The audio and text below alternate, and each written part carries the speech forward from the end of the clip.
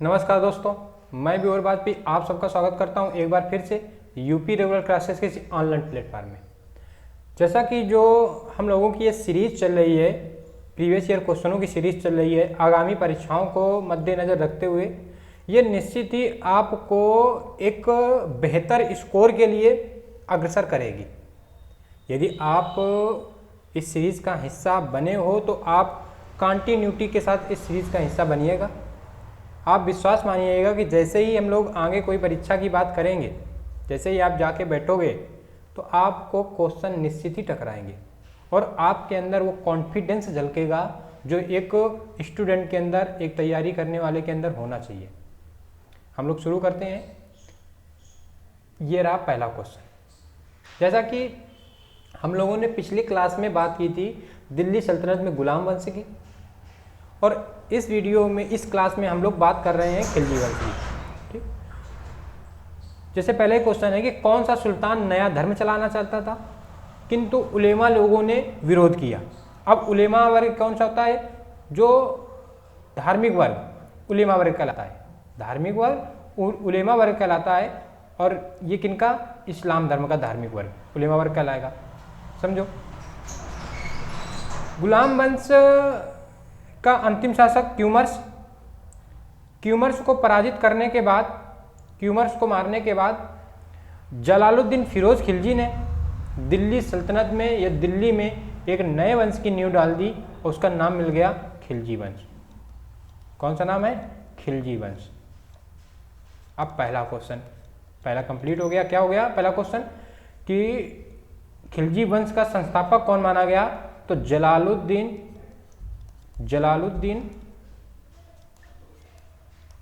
फिरोज खिलजी। जलालुद्दीन फिरोज खिलजी, याद रखना। जलालुद्दीन फिरोज खिलजी सबसे उम्र दराज का, सबसे ज़्यादा वृद्ध शासक माना गया दिल्ली सल्तनत का, और दिल्ली सल्तनत में खिलजी वंश का सबसे कम शासनकाल रहा। शासनकाल कब से कम तक रहा? तो इसका शासनकाल रहा 1290 से 1320 तक खिलजी वंश रहा। ठीक, और 90 से 96 के बीच में जलालुद्दीन फिरोज खिलजी रहा। ये वृद्ध शासक था, तो वृद्ध शासक होने की वजह से ये ज़्यादा अभियानों में विजित ना हुआ, अभियानों की तरफ इसने अपना ज़्यादा रुख ना किया। तो पूछता है दिल्ली सल्तनत का उदारवादी शासक जलालुद्दीन फिरोज खिलजी, उदारवादी शासक, उदारवादी रहा। ठीक, जैसे ये 1290 में शासक बनता है तो कड़ा मानिकपुर के क्षेत्र में मलिक छज्जू ने विरोध कर दिया, विद्रोह कर दिया। कड़ा मानिकपुर का शासक था मलिक छज्जू, ये बलवन का रिश्तेदार था, विद्रोह कर दिया।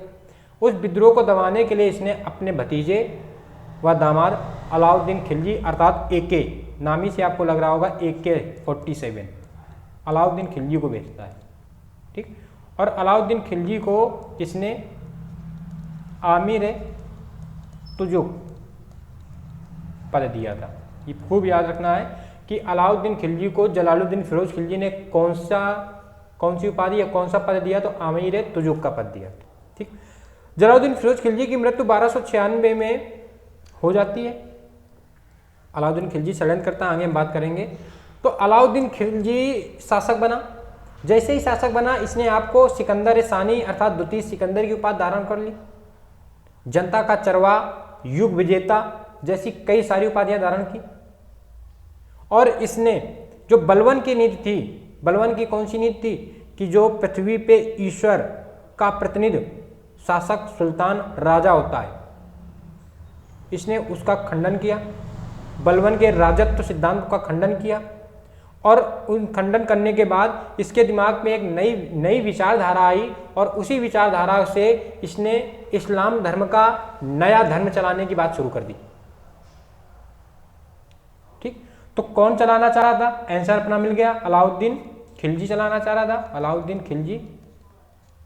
लेकिन चलाया तो नहीं। क्यों ना चलाया? इसका एक दोस्त था, परम मित्र था, नाम था कोतवाल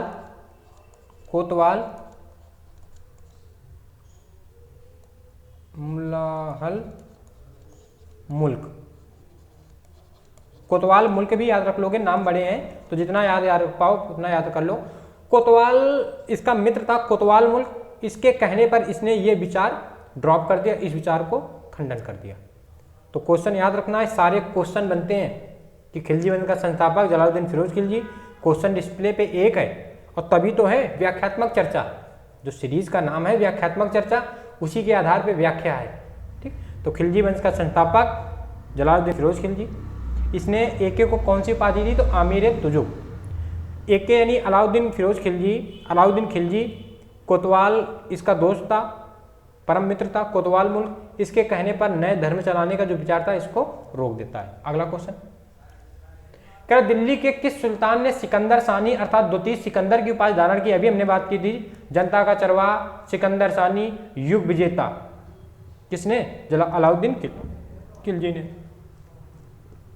अलाउद्दीन खिलजी के प्रसिद्ध सेनापति में किसकी मृत्यु जो है मंगोलों से लड़ते हुए हो गई 1299 में? इसका बड़ा कुशल सेनापति था, नाम था जफर खां। जफर खां की मृत्यु हो जाती है। अगला क्वेश्चन, रानी पद्मावती का नाम अलाउद्दीन के चित्तौड़ विजय से जोड़ा गया है? बिल्कुल जोड़ा गया है। उनके पति का नाम क्या था? तो रानी पद्मावती के पति का नाम था राणा रतन सिंह। और चित्तौड़ विजित करने के बाद अलाउद्दीन खिलजी ने चित्तौड़ का नाम अपने पुत्र खिज्र खां के सम्मान में या खिज्र खां के में खिजराबाद कर दिया, खिजराबाद। और यहाँ का प्रशासक किसको बना दिया? अपने पुत्र खिज्र खां को बना दिया। अगला क्वेश्चन, हजार दिनारी नाम से किसे जाना जाता है? तो हजार दिनारी के नाम से जाना था मलिक कफूर को। ये एक हिंदू हिजड़ा था। ठीक, क्या होता है कि जब इसका 1299 का गुजरात अभियान होता है, उस गुजरात अभियान के दौरान इसे मलिक कफूर एक व्यापारी से प्राप्त होता है और ऐसा कहा जाता है कि 1000 रुपए में इसने लिया था। 1000 दिनार में इसको लिया था, तभी इसको कहा जाता है 1000 दिनारी कहा जाता है। ठीक, अगला क्वेश्चन कह रहा अलाउद्दीन के दक्षिण अभियान धन प्राप्ति के लिए अभियान थे। दूसरा कह रहा कारण, यह दक्षिण राज्यों को कब्जे में करना चाहता था। केवल महत्वपूर्ण क्वेश्चन है एक, क्या बनेगा? ऐसी में क्वेश्चन बनता है कि विंध्याचल पर्वत श्रेणी को पार करने वाला पहला दिल्ली सल्तनत का शासक कौन बना? तो खिलजी, अलाउद्दीन खिलजी बना। विंध्याचल बोले तो दक्षिण की तरफ जाना इसने प्रारंभ किया। ये विंध्याचल पर्वतमाला है, ये अपना उत्तरी भाग है, इसको पार करके दक्षिण जाना शुरू करता है। ठीक, इसी क्रम में इसका पहला अभियान रहा महाराष्ट्र के शासक रामचंद्र यादव के खिलाफ। रामचंद्र यादव 1296 के साथ रहा। ठीक, तो केवल अलाउद्दीन खिलजी का दक्षिण विजित के जो अभियान रहे वो केवल धन की प्राप्ति का था। जैसे हम लोगों ने समुद्रगुप्त के बारे में पढ़ा है कि समुद्रगुप्त की जो नीति थी दक्षिण विजित में, वो केवल अप्रत्यक्ष रूप से शासन सत्ता की थी, यानी धन कर प्राप्त करना, शासन व्यवस्था छोड़ देना। तो केवल क्या प्राप्त करना चाहता था? धन की प्राप्ति करना चाहता था। ये दक्षिण राज्यों में कब्जा नहीं करना चाहता था। यानी ए सही है परंतु आर गलत है, याद रखना है।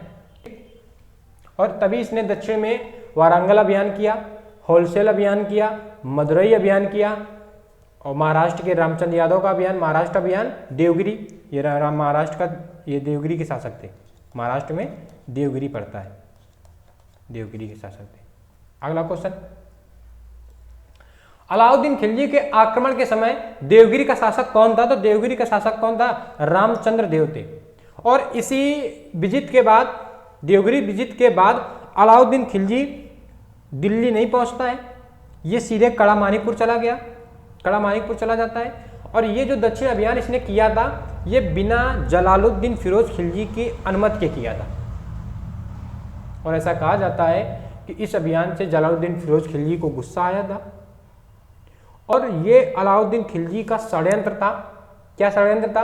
कि उसने अपने एक दोस्त, इख्तियारुल हूद को जलालुद्दीन फिरोज खिलजी के पास भेजता है।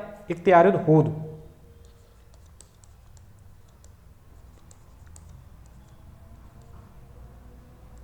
इख्तियार हूद, इसको भेजता है जलालुद्दीन फिरोज खिलजी के पास।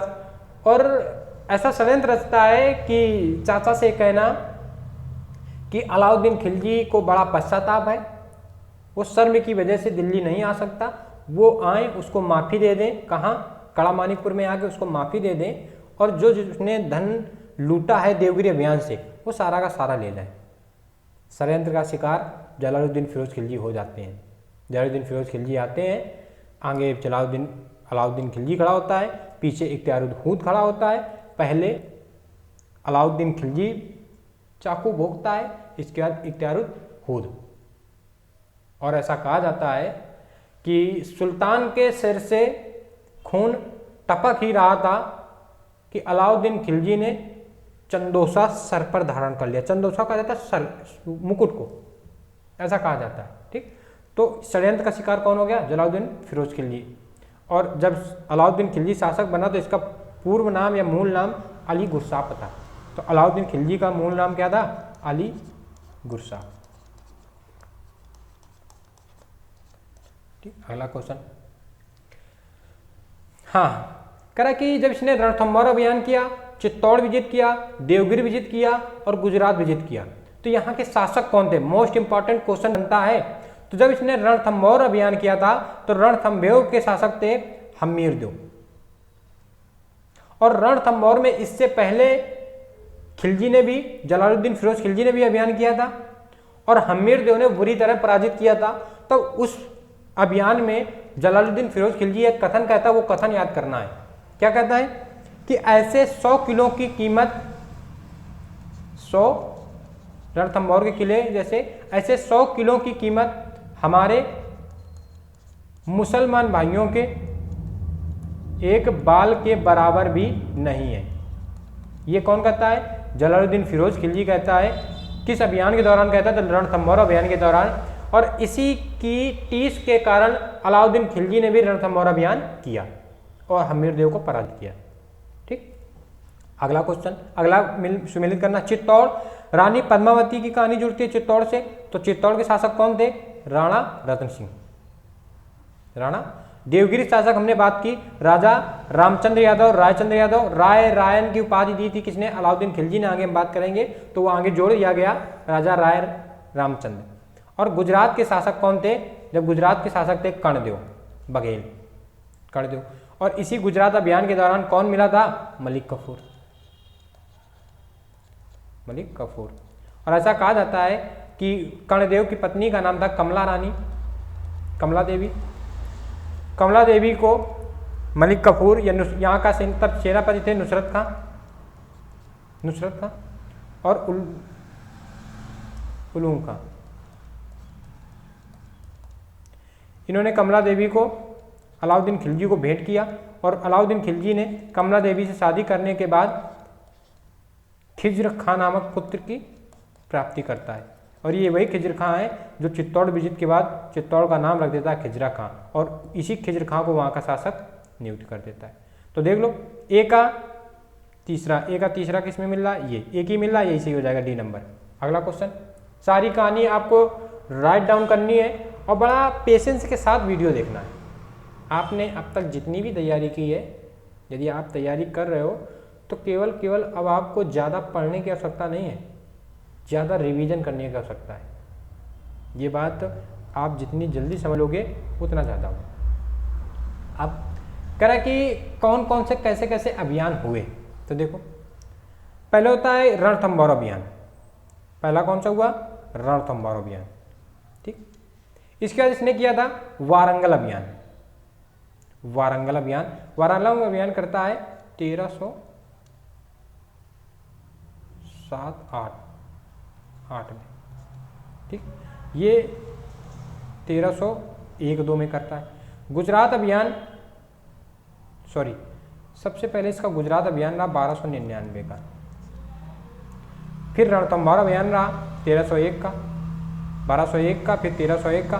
फिर इसके बाद इसका रहा चित्तौड़ अभियान 1303 का, 3 का, और फिर इसके बाद इसका रहा वारंगल अभियान 1308 का। तो ये वाला क्रम ज़्यादा सुटेबल है। ठीक, और रणथंभौर के शासक हमीरदेव, गुजरात के शासक कर्ण बघेल, वारंगल के शासक याद रखना है तो वारंगल के शासक थे, नाम मिलता है प्रताप रुद्र देव, या कुछ मुस्लिम इतिहासकार इन्हें लहर देव भी कहते हैं, लहर देव। नेक्स्ट क्वेश्चन, करा किस सुल्तान के काल में खालसा भूमि का मतलब सरकारी भूमि अधिक पैमाने में विकसित हुई और इससे उसने टैक्स लेना शुरू कर दिया? तो कौन था? अलाउद्दीन खिलजी। खालसा भूमि सरकारी भूमि होती है। अगला क्वेश्चन, सुल्तान जिसने बढ़ाकर भू राजस्व उपज का 50% कर दिया, यानी भू राजस्व जो था वो उपज का 50% कर दिया, किसने कर दिया? अलाउद्दीन खिलजी ने कर दिया। अपनी सेना को अपनी साम्राज्य विस्तार नीति जो थी, साम्राज्य विस्तार की जो नीति थी, उसके लिए इसे राजस्व की आवश्यकता थी, उस राजस्व की वजह से इसने जो उपज का है 50% इसने कर दिया। अगला क्वेश्चन, और हाँ, अलाउद्दीन खिलजी के बारे में एक और ही बात याद रखनी है कि इसने दक्षिण में तो अप्रत्यक्ष रूप से शासन प्रणाली स्थापित की थी, केवल कर वसूल रहा था, लेकिन उत्तर भारत में इसने असम, नेपाल और कश्मीर को छोड़कर पूरे उत्तर भारत में इसके साम्राज्य विस्तार था। अगला क्वेश्चन कह रहा है कि सुल्तान ने जमीन में फसल की नपाई का आधा राजस्व के रूप में देना? पिछले क्वेश्चन ही का रिपीट है, किसने? अलाउद्दीन खिलजी ने। अगला क्वेश्चन, कथन कारण के क्वेश्चन बड़े आसान होते हैं, केवल आपको कहानी समझनी होती है बस। कह रहा है अलाउद्दीन खिलजी ने दिल्ली में मूल नियंत्रण लागू किया था, बिल्कुल जो वर्तमान का जीएसटी प्रारूप है ये तब का अलाउद्दीन खिलजी का है। पहला सही है। अगला कह रहा है वह दिल्ली में अपने राजभवन के निर्माण में लगे हुए कारीगर को कम वेतन देना चाहता था? ऐसा नहीं है, कम वेतन देने की बात नहीं है। मूल नियंत्रण पारी करने का मतलब था कि एक जगह एक मूल, एक जगह एक मूल। इसी से संबंधित उसने दीवान रसालत विभाग की स्थापना की थी, बाजार नियंत्रण प्रणाली जिसको कहा जाता है। ठीक, तो कौन सा सही है? ए सही है, लेकिन आर गलत है। अगला क्वेश्चन, निम्न में से किस सुल्तान ने बाजार नियंत्रण प्रणाली शुरू की? अलाउद्दीन खिलजी ने। नेक्स्ट क्वेश्चन है, निम्न मुस्लिम बादशाहों में से किस एक ने मूल नियंत्रण प्रणाली शुरू की? याद रखना है, अलाउद्दीन खिलजी ने। वही क्वेश्चन फिर रिपीट हो रहा है, आंसर हो जाएगा अलाउद्दीन खिलजी। अगला क्वेश्चन कह रहे बाजार कीमतों को नियंत्रित करने के लिए बाजार नियंत्रण प्रणाली। समझो कि क्वेश्चन वही है, आंसर उसका वही आ रहा है, लेकिन उसका जो एग्जाम सेटर का पेपर का शब्दावली, क्वेश्चन की शब्दावली घुमाने का तरीका वो कितना बेहतरीन है। कह रहा है कि बाजार कीमतों को नियंत्रित करने के लिए अलाउद्दीन खिलजी के प्रयास ने कृषि को उन्नत किया, दरबारियों को फायदा किया, बहुत सफलता प्राप्त की, शासक को जनमानस से दूर रखा, कृषि को उन्नत किया, बाजार कीमतों को नियंत्रित करने के लिए अलाउद्दीन खिलजी के प्रयास। ये क्वेश्चन कुछ अधूरा लग रहा है, इसको छोड़ दो, क्वेश्चन छोड़ दो। नेक्स्ट क्वेश्चन कह रहा निम्नलिखित में से किस मध्यकालीन शासक ने सार्वजनिक वितरण प्रणाली शुरू की थी? किसने? अलाउद्दीन खिलजी ने। और इसी का था राशनिंग प्रणाली। अगला क्वेश्चन, सल्तनत काल में सार्वजनिक वितरण प्रणाली शुरू करने वाला पहला शासक अलाउद्दीन खिलजी। नेक्स्ट क्वेश्चन, घरी कर आवासीय कर था, आवासीय कर यानी घरों पे, हाँ गृह कर यानी गृह कर आंग्लिक कर, और दूसरा एक होता है चराई कर यानी दुधारू जानवरों से लिए जाने वाला कर। किसने लेना शुरू किया था? अलाउद्दीन खिलजी ने। अगला क्वेश्चन, 1306 में अलाउद्दीन खिलजी के समय में दिल्ली के सुल्तान तथा मंगोलों के बीच सीमा क्या थी? तो दिल्ली के सुल्तान व मंगोलों के बीच सीमा थी रावी नदी। सबसे ज्यादा मंगोल आक्रमण हुए तुगलक वंश में, लेकिन अलाउद्दीन खिलजी के समय सर्वाधिक अगर किसी ने आक्रमण किया है तो सबसे ज्यादा बार आक्रमण किया है मंगोलों ने। ऐसा कहा जाता है 7 बार मंगोलों ने अलाउद्दीन खिलजी को परेशान किया है। और तभी जो मंगोलों के प्रति उदारवादी नीति थी, किसकी नीति थी उदारवादी नीति? जलालुद्दीन फिरोज खिलजी की। उस नीति को खंडित करके अलाउद्दीन खिलजी ने मंगोलों के प्रति रक्त एवं तलवार रखते हैं तलवार की नींद बनाई। इसका मतलब होता है मारो काटो और भगा दो। नेक्स्ट क्वेश्चन कह रहा भारतीय इतिहास के संदर्भ में निम्नलिखित कथनों पर विचार करना है। भारत पर पहला मंगोल आक्रमण जलालुद्दीन खिलजी के राजकाल में हुआ? नहीं, बलवन के समय मंगोलों ने आक्रमण किया था और बलवन के पुत्र मुबारक खां को सिंध वाले क्षेत्र में मार दिया था। उसी से मुबारक खां से ये ज़्यादा प्यार कर रहा था, ज़्यादा लगाव था बलवन को, तो उसी के याद में इसको फालिस जैसी कंडीशन बनती है और इसकी मृत्यु हो जाती है। ठीक, तो ऐसा ये गलत है। फिर कह रहा है कि अलाउद्दीन खिलजी के राज्यकाल में एक मंगोल आक्रमण दिल्ली तक आ गया और उस शहर पर घेरा डाल दिया। एक मंगोल आक्रमण दिल्ली तक आ गया और उस शहर में पर घेरा डाल दिया। बिल्कुल, एक मंगोलपुरी नाम सुना होगा, मंगोलपुरी या मंगोल या नवीन मुसलमान दिल्ली के निकट रहते हैं मुसलमान। ठीक, फिर मोहम्मद बिन तुगलक से अपने राज्य के कुछ उत्तरी पश्चिम भाग अस्थायी रूप से हार गया था। MBT मोहम्मद बिन तुगलक मंगोलों से अपने राज्य के कुछ उत्तरी पश्चिमी अस्थायी रूप से हार गया था। कौन सा सही है? केवल इसका दूसरा सही है, हारा नहीं था, क्योंकि सर्वाधिक साम्राज्य विस्तार मोहम्मद बिन तुगलक के समय हुआ था। साम्राज्य विस्तार का 23 प्रांत बने थे। दिल्ली सल्तनत का सबसे ज्यादा पढ़ा लिखा शासक, विद्वान शासक MBT। ठीक, अगला क्वेश्चन, निम्नलिखित में से किस सुल्तान ने साम्राज्य की सीमाओं की सुरक्षा हेतु एक विशेष सेना का नियुक्त किया था? तो किसने किया था? अलाउद्दीन खिलजी ने किया था। विशेष सेना का नियुक्त किया था अलाउद्दीन खिलजी ने। और साम्राज्य की सीमाओं को, उत्तर पश्चिम सीमाओं को बचाने के लिए बलवन ने किलाबंदी की थी। अगला क्वेश्चन, हाँ महत्वपूर्ण क्वेश्चन है, कह रहा कौन सुमेलित नहीं है? तो देखो, देवगिरी के शासक शंकरदेव, देवगिरी के शासक, हालांकि देवगिरी के शासक पहले रामचंद्र का आपने नाम सुना होगा, रामचंद्र यादव की मृत्यु के बाद 1307 में उनका पुत्र बनता है शंकरदेव। तो ये क्या हो गया? सही हो गया। फिर कह रहा है कि वारंगल के शासक रामचंद्र थोड़ी ना थे, ये तो देवगिरी के थे। तो वारंगल का कौन था? प्रताप रुद्रदेव। और इन्हीं प्रताप रुद्रदेव को लहरदेव भी कहा जाता है, लहरदेव। और ऐसा कहा जाता है कि इसी वारंगल अभियान के दौरान अलाउद्दीन खिलजी को कोहिनूर हीरे की प्राप्त होती है। कोहिनूर हीरा किससे मिला है? तो वारंगल के शासक थे कौन? प्रताप रुद्रदेव। होलसेल के शासक कौन थे? कर्नाटक के क्षेत्र में पड़ता है होलसेल। वारंगल ये आंध्र प्रदेश का क्षेत्र है। होलसेल के शासक थे वीर बल्लाल, नामी के वीर बल्लाल थे, केवल इन तुरंत अधीनता स्वीकार कर ली। अब मदुरई के जो शासक थे, पांड्य वंश के शासक थे वीर पांड्य और सुंदर पांड्य, दोनों का नाम आता था, एक का नाम उसने दे दिया है, वीर पांड्य और सुंदर पांड्य। दक्षिण भारत में लूट की दृष्टि से सबसे महत्वपूर्ण जो अभियान माना जाता है वो मदुरई। कौन? मदुरई।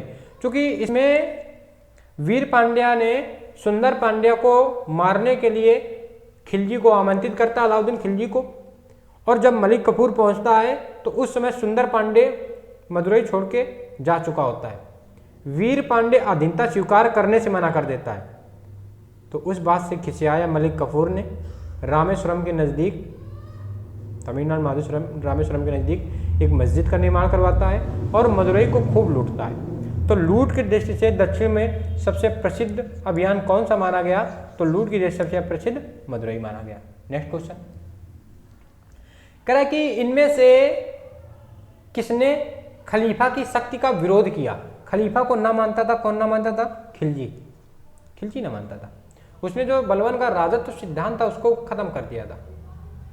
वो अपने आप पे खलीफा था, अपने आप पे शासक था। वो ये कहता था कि शासन वो नहीं, राजा वो नहीं जो धर्म के अनुसार चले, राजा वो जो जनता के अनुसार चले, ये खिलजी का कथन था। अगला क्वेश्चन कह दिल्ली सल्तनत के किस शासक ने अपने आप को खलीफा घोषित कर दिया? 1316 में जलोदर रोग से जब अलाउद्दीन खिलजी की मृत्यु हो जाती है, जलोदर रोग से, खिलजी की जब एके की मृत्यु हो जाती है तो एके का पुत्र था, नाम मिलता मुबारक खिलजी। इसने अपने आप को खलीफा घोषित कर दिया, हालांकि अयोग्य था। और गुजरात के एक हिंदू शासक था, उसको इसने इस्लाम कबूल करवाया, खुतबा पढ़वाया, नाम मिलता है खुसरो शाह, नासिरुद्दीन खुसरो शाह। और उसी खुसरो शाह ने षड्यंत्र रचा और मुबारक खिलजी की हत्या कर दी। ठीक। और खुसरो शाह अपने आप को पैगंबर का खलीफा या पैगंबर का सेनापति घोषित कर दिया। और जब खुसरो शाह शासक बना तो इसके विरोधियों ने इसे इस्लाम का शत्रु और इस्लाम खतरे में है जैसे कथन कहे। तो ये भी याद रखना है कि खुसरो शाह के संदर्भ में कौन कौन से कथन कहे गए। तो खुसरो शाह तो पहले बात हजरत पैगंबर का सेनापति अपने आप को उपाधि दी। दूसरा काम इसने क्या किया, जो इसके शत्रु थे वो इसे ईश्वर का, इस्लाम का शत्रु व इस्लाम खतरे में है, ऐसा भी कहते थे। नेक्स्ट क्वेश्चन कह रहा 1303 में काकाती शासकों की सेना में निम्न में से किसकी सेना को वारंगल में परास्त किया था। वारंगल में काकाती वंश का शासक था, और काकाती वंश का शासक था कौन, प्रताप रुद्र। उसको किस सेना ने परास्त किया था, तो खिलजी की सेना ने परास्त किया था। अगला क्वेश्चन, अपने क्वेश्चन पूरे हुए। ठीक। यदि आपने यहां तक वीडियो देखा है तो आपको निश्चित ही खिलजी वंश से संबंधित बहुत सी चीजें क्लियर हो रही होंगी, बहुत सी बातें क्लियर हो रही होंगी। ठीक। बाकी बातें हम लोग नेक्स्ट क्लास पे करेंगे। अगले क्लास पे हम लोग पढ़ेंगे तुगलक वंश। आपका जो नोट्स है, आप उस नोट्स से रिवीजन करके अगली क्लास तुगलक वंश के प्रीवियस ईयर क्वेश्चनों को करिएगा। प्रीवियस ईयर क्वेश्चन करने से आपका कॉन्फिडेंस निश्चित ही सुपर होता है।